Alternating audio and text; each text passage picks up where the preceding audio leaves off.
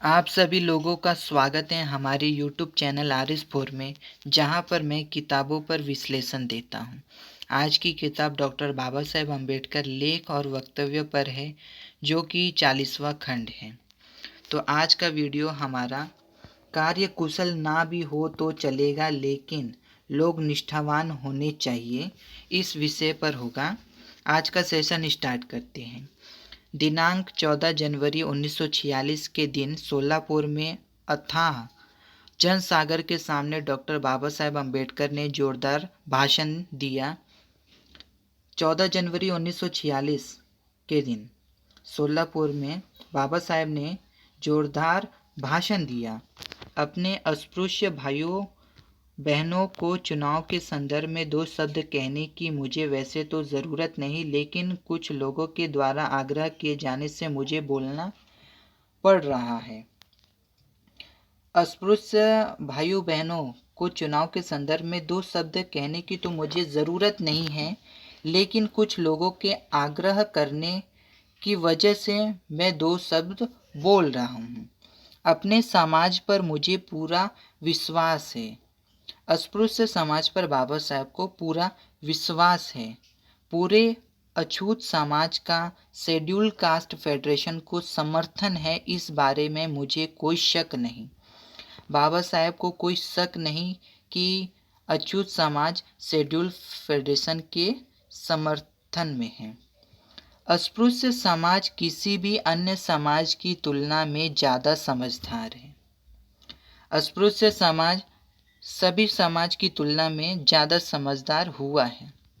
वह अपना हित अहित जानता है। हमारा संगठन इतना मजबूत है कि दिल्ली में बैठे बैठे मैं अगर इशारा करता हूँ, तब भी मेरा पूरा समाज मेरे आदेश का निष्ठा के साथ पालन करता है। बाबा साहेब का संगठन इतना मजबूत है कि वह दिल्ली से अगर बैठे बैठे इशारा कर दें तो उनका पूरा समाज उनके आदेश का निष्ठा से पालन करता है। कुछ लोगों को आपत्ति है कि मध्य प्रांत की 6 सीटें कांग्रेस को कैसे मिली। मध्य प्रांत की 6 सीटें जो हैं वह कांग्रेस को कैसे मिली। जवाब में मैं कहूँगा कि केवल मैदान में उतरना ही बाजी मार लेना नहीं होता। जवाब में बाबा साहेब कहते हैं कि मैदान में उतरना ही बाजी मार लेना नहीं होता। हम अस्पृश्यों का अभेद किला मुंबई प्रांत में है। अस्पृश्य समाज का जो अभेद किला है वो मुंबई प्रांत में है। उसे अगर विपक्ष जीत ले तो हम पगड़ी उतार कर शरण आएंगे। अगर विपक्ष मुंबई प्रांत को जीत लेता है तो हम पगड़ी उतार कर शरण आएंगे। कांग्रेस का प्रचार आज हवाई जहाज, रेल और मोटर गाड़ियों के सहारे जोरदार तरीके से चल रहा है। जो कांग्रेस का प्रचार प्रसार हो रहा है वो हवाई जहाज, रेल, मोटर गाड़ियों के सहारे जोरदार तरीके से हो रहा है। मैं उनसे सवाल पूछना चाहता हूँ कि बाबा साहेब उनसे सवाल पूछना चाहते हैं। घमंड और बड़बोले के साथ देश की सारी जनता अपने साथ है कहने वाले इन लोगों को हवाई जहाज में उड़ने की क्या ज़रूरत है।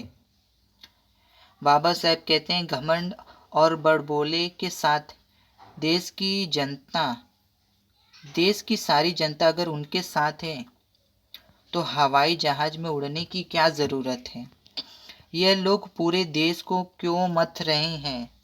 यह लोग क्यों पूरे देश का चक्कर लगा रहे हैं, क्यों घूम रहे हैं, क्यों इतना हल्ला गुल्ला मचा रहे हैं, क्यों इतना हल्ला कर रहे हैं, क्यों इतना प्रचार कर रहे हैं। चुनाव प्रसार के लिए मैं केवल 4-5 जगह पर ही गया था। बाबा साहेब चुनाव प्रसार के लिए सिर्फ 4-5 जगह पर ही गए थे। मैं पूछता हूँ कि जनता अगर कांग्रेस के साथ है तो यूं रुपया लुटाते हुए हवाई जहाज, रुपया और गाड़ियाँ लेकर पोतराज की तरह घूम क्यों रहे हैं। अगर कांग्रेस के साथ पूरी जनता है तो वह रुपया लुटा क्यों रहे हैं हवाई जहाज में, गाड़ियों में, पोतराज की तरह क्यों घूम रहे हैं? आने वाले चुनाव कोई बच्चों का खेल नहीं। बाबा साहेब कह रहे हैं कि आने वाला जो चुनाव है कोई बच्चों का खेल नहीं। आगामी चुनाव एक संग्राम है, युद्ध है। आने वाला चुनाव एक संग्राम है, युद्ध है। कौरव पांडव के युद्ध की तरह ही यह लड़ाई भी होगी। कौरव पांडव के युद्ध की तरह यह लड़ाई भी होगी। कौरव पांडव का युद्ध टालने के लिए कृष्ण ने बीच बचाव किया, लेकिन दुर्योधन ने कृष्ण को घमंड से कहा। कौरव पांडव का युद्ध टालने के लिए कृष्ण ने जैसे बीच बचाव किया, लेकिन दुर्योधन ने कृष्ण को घमंड से कहा। सुई की नोक पर लगी जितनी मिट्टी भी पांडव को नहीं मिलेगी। कि सुई की नोक पर लगी जितनी मिट्टी भी पांडव को नहीं मिलेगी। युद्ध टालने के लिए सुलह कराने की कोशिश मैंने गांधी जी को खत लिख कर की। सुलह कराने की कोशिश बाबा साहेब ने इस युद्ध को टालने के लिए गांधी जी को खत लिखा। अपना मान सम्मान भूलकर, अपने नेता होने का भूलकर मैंने उन्हें खत लिखा। बाबा साहेब ने अपना मान सम्मान भूलकर, नेता होने का वो भूलकर उन्होंने गांधी जी को पत्र लिखा। मैं नहीं चाहता था कि दोबारा राउंड टेबल परिषद जैसा हालात पैदा हो। बाबा साहेब नहीं चाहते थे कि दोबारा राउंड टेबल परिषद जैसा हालात पैदा हो। मैं आपसी बैर बढ़ाने नहीं देना चाहता, अपने समाज का हित चाहता हूँ। बाबा साहेब अपना आपसी बैर बढ़ाना नहीं चाहते थे, समाज के हितों के लिए चाहते थे, समाज का हित चाहते थे और दोनों राजनीतिक मांगों के सहारे समस्या हल करने की कोशिश की जाए। इसलिए मैंने गांधी जी को पत्र लिखा और दोनों राजनीतिक जो दो मांग थी बाबा साहेब की, उनके सहारे समस्या को हल किया जाए, ऐसा बाबा साहेब की कोशिश थी। इसीलिए गांधी जी को उन्होंने पत्र लिखा। तब मेरी सुलह की मांग को नकारते हुए उन्होंने कहा कि आपके और हमारे दृष्टिकोण में समानता नहीं है। तब गांधी जी ने सुलह को नकारते हुए कहा कि आपके और हमारे दृष्टिकोण में समानता नहीं है। मेरे खत लिखने से पहले यही गांधी जिन्ना के घर जाकर उनके साथ नज़दीकी बढ़ा रहे थे।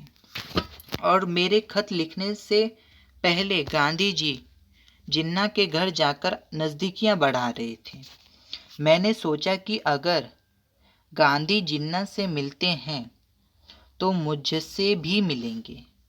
अगर गांधी जी जिन्ना से मिलने गए हैं तो बाबा साहेब से भी मिलने आएंगे, ऐसा बाबा साहेब का सोचना था। गांधी जिन्ना के बीच कौन सा समान दृष्टिकोण था, यह तो कोई राजनीतिक विश्लेषज्ञ ही बता पाएगा। गांधी जिन्ना के बीच में कौन सा समान दृष्टिकोण था? बाबा साहेब कह रहे हैं कि यह तो कोई राजनीतिक विश्लेषज्ञ ही बता पाएगा। राज्य केवल आपके अकेले की कमाई नहीं, राज्य केवल अकेले की कमाई नहीं है, वह तो दोनों का प्रयास है, वह तो दोनों का प्रयास है। ऐसे में सुई की नोक बराबर इतनी मिट्टी भी पांडव को नहीं मिली।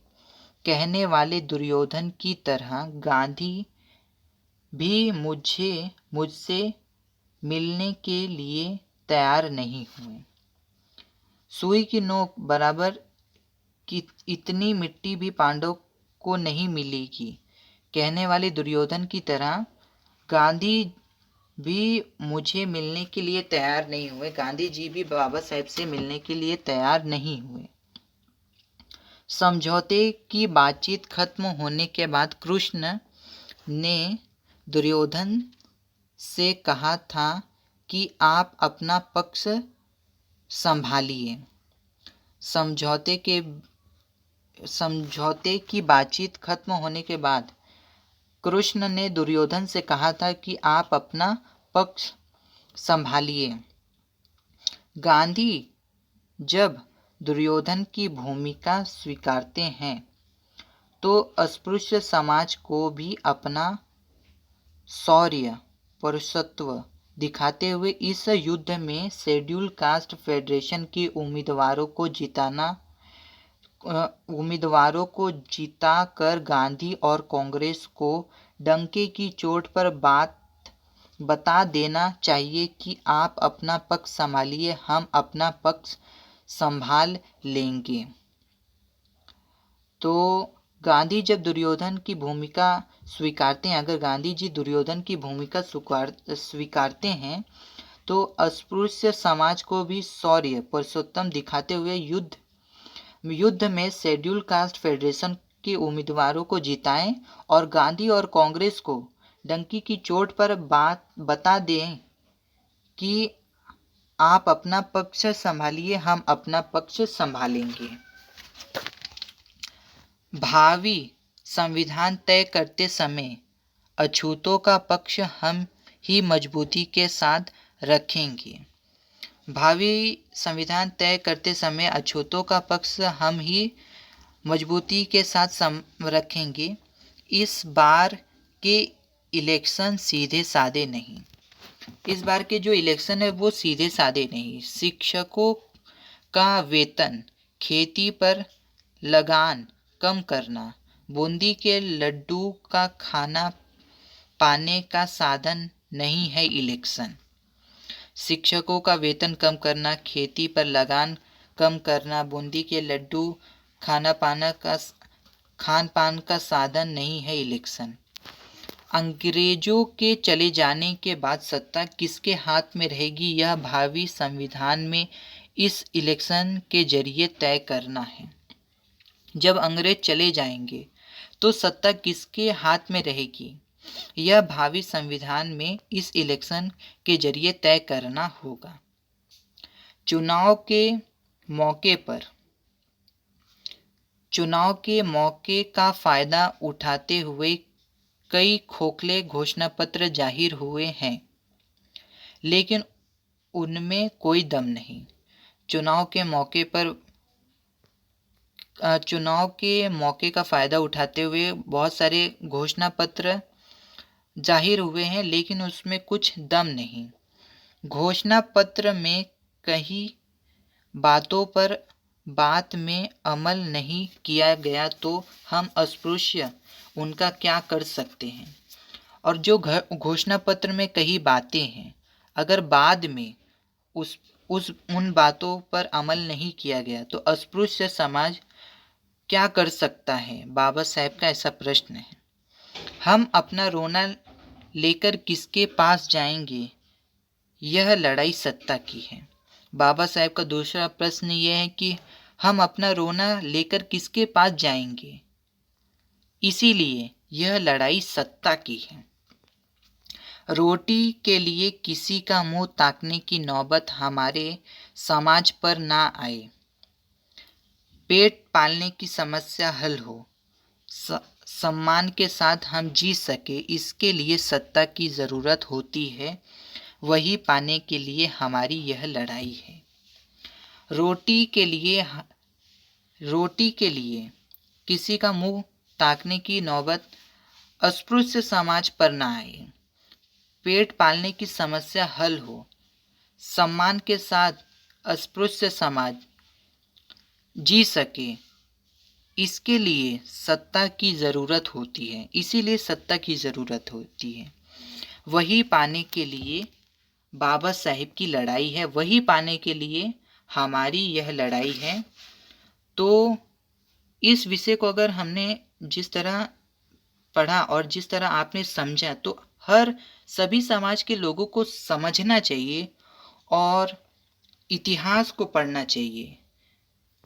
तो आज का वीडियो यही समाप्त करते हैं। अगला वीडियो इसी विषय को आगे ले जाना है। तब तक के लिए धन्यवाद।